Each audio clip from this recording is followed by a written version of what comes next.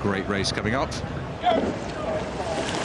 It's the Temple Challenge Cup. Cambridge University are going up against the D.S.R Studenten Vereniging Laga from the Netherlands. So Laga and Cambridge. Will it be Laga, Laga, Laga all the way, or will the light blues from Cambridge be able to take their boat race form into Henley here? Let's see how it goes.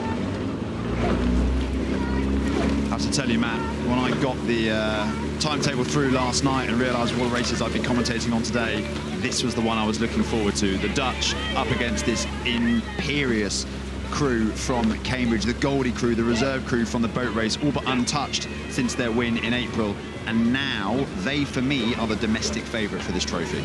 I mean, the Cambridge programme under Rob Baker and his team has been absolutely phenomenal there. Bill Lucas, the Goldie coach, a phenomenal coach in his own right. And, you know, in this crew, we've got the legendary Matt Edge, two-time boat race winner.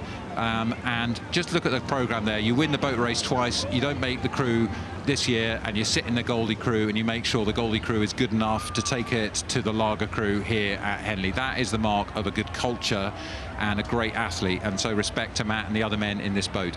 I've got to tell you, Matt, I'm actually staying in a house with Matt Edge's girlfriend this week, and he will be delighted you've described him as legendary. That's a wonderful compliment from Matt, and you're absolutely right. He is an athlete that drives this crew forward from the 7 seat. And Luke Beaver, who was actually in the blue boat for Cambridge in April, is in the stroke seat and strengthening this boat. But as I see them coming down towards us, it looks like it's a pretty tight race. Well, we should give credit to Laga. We haven't talked about them yet. We're all in love with Cambridge here, but the Laga crew, we have Laga crews coming over quite often to Henley, and we love the way the Dutch ride. Actually, it's really interesting to look at the technique of both these crews. Both have a sort of similar, long, fluid style. But let's look at the Laga crew. For me, look like they're pushing on now. They're going to try to see if they can make a move in the middle of the course, get themselves another couple of seats on Cambridge and make it difficult for the Cambridge guys to come through. So we're coming live. We're quite late in the race now, I'm afraid. We've jumped forwards to the last few strokes of the race, and indeed Laga have done exactly that.